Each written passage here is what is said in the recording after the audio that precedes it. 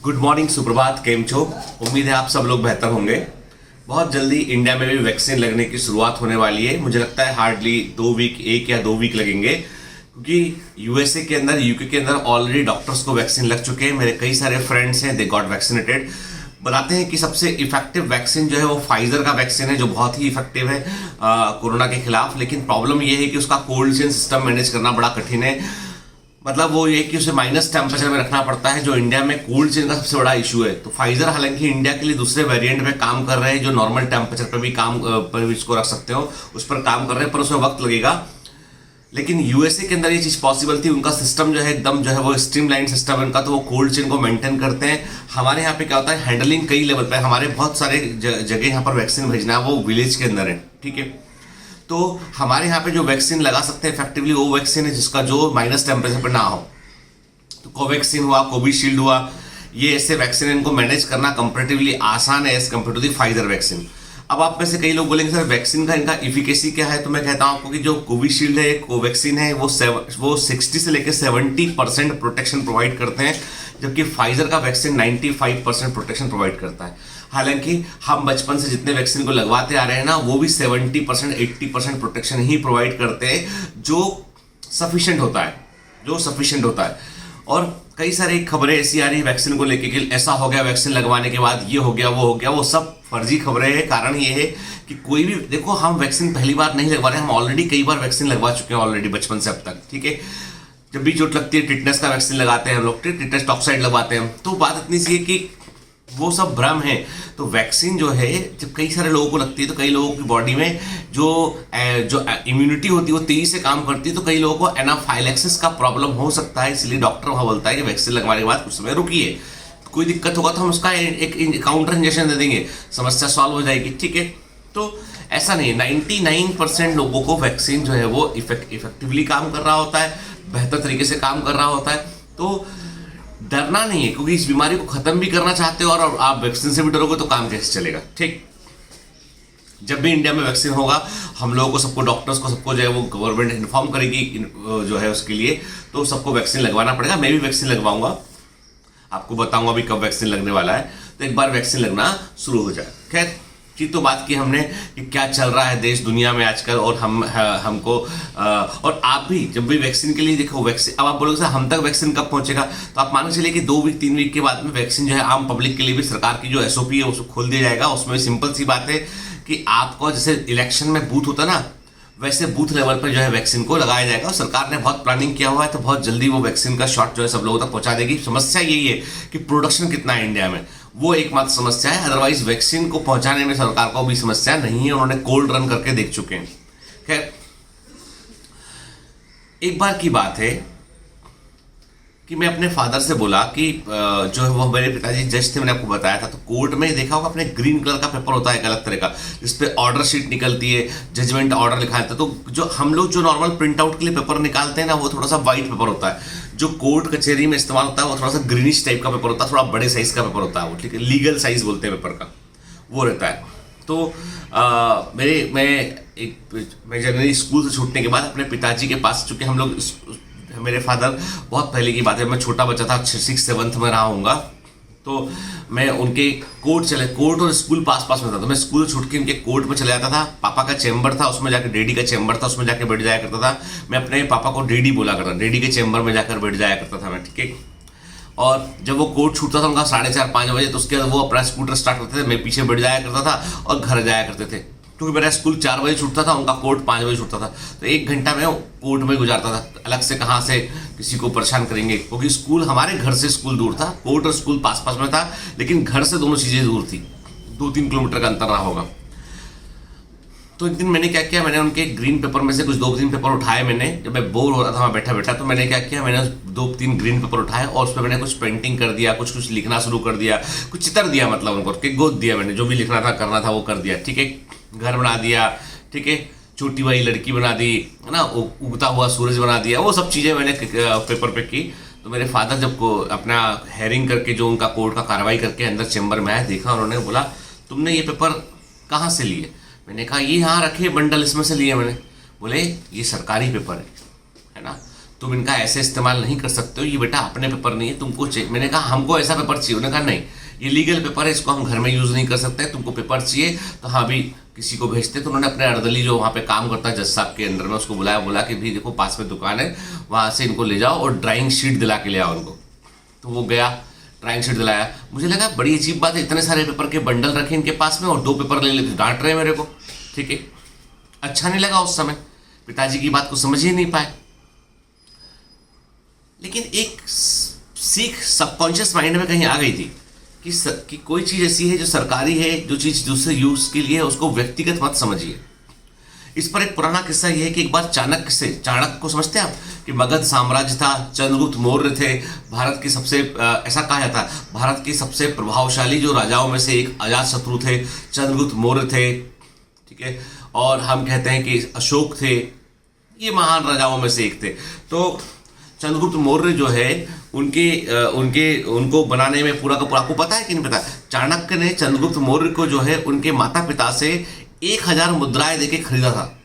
कहते हैं लोग कि चाणक्य ने जो है चंद्रगुप्त मौर्य को, जब वो छोटे बच्चे थे, देखा उन्होंने कि इस बच्चे में विलक्षण प्रतिभा है, उनके माता पिता से बात किया, बोला कि इसको मैं जो है वो इसका मैं लालन पालन करूंगा और इसको मैं अपने बेटे जैसा रखूंगा और इसको मैं शिक्षा प्रदान करूंगा, ये बच्चा मेरे को दे दो। उनके माता पिता ने मना कर दिया।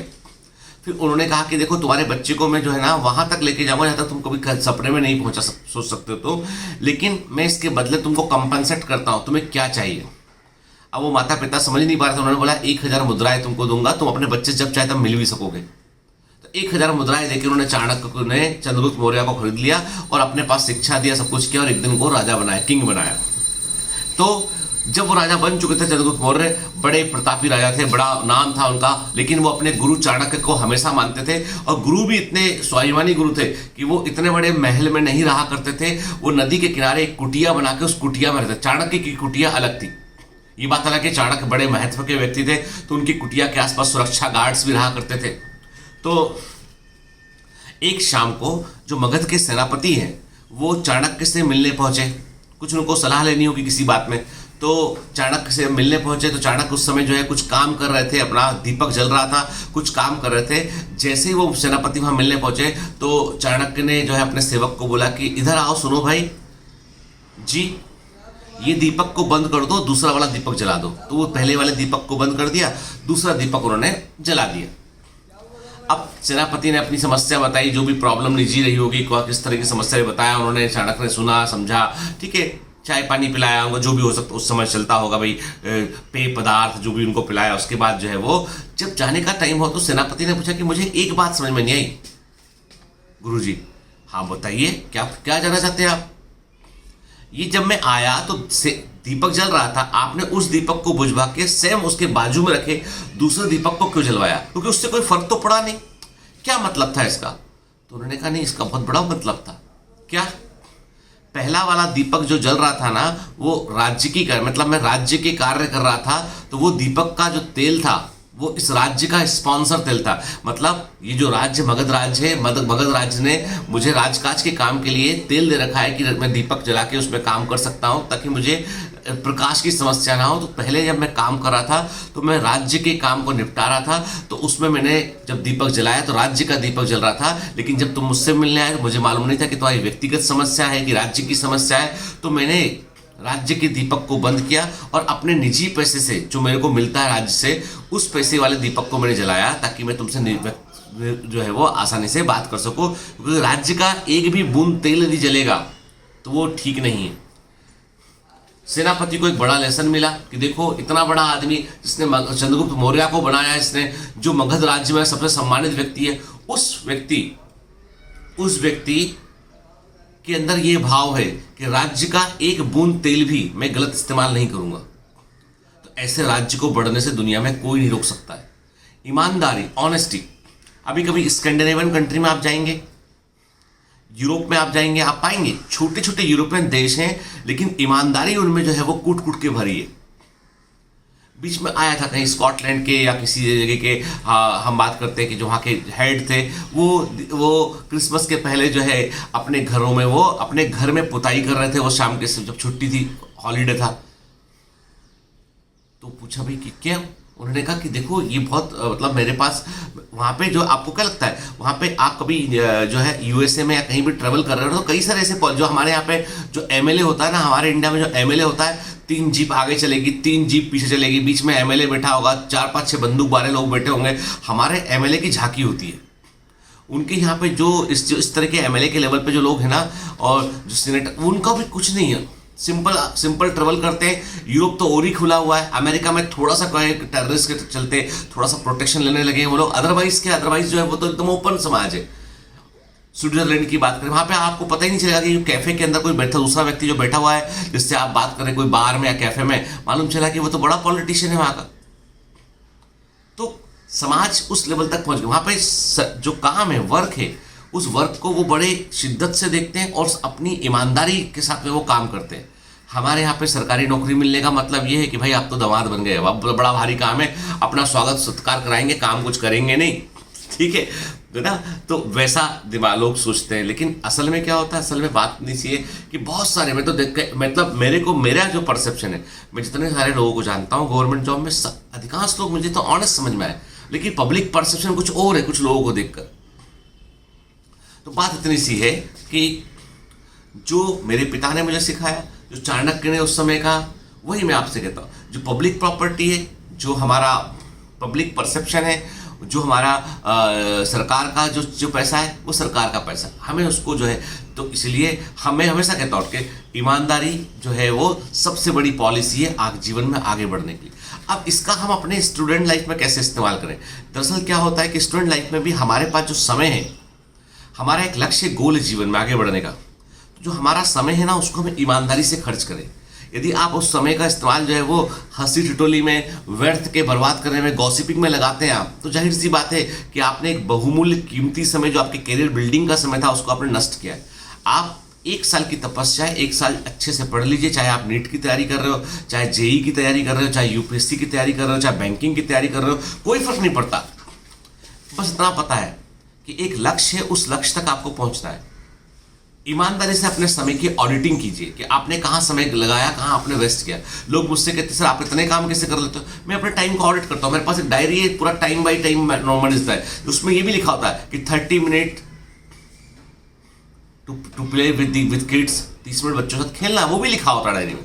वर्कआउट करना तो उसका भी टाइम लिखा होता है उसमें। रोज वो मेरा ट्रेनर मुझसे बात करता है कि सर कितने बजे आज, मैं तो डायरी देख के बतलाता हूँ उसको। कौन सा अपॉइंटमेंट है वो भी लिखा होता है। लोग कहते हैं मैं फ़ोन कॉल नहीं उठाता हूँ, भाई आपके कॉल 15 मिनट का कॉल है, उसके चलते मैं मेरा प्रीफिक्स अपॉइंटमेंट में डिस्टर्ब नहीं कर सकता हूँ। जिस दिन खाली होता हूँ जरूर कॉल उठाता हूँ, कॉल बैक भी करता हूँ मैं।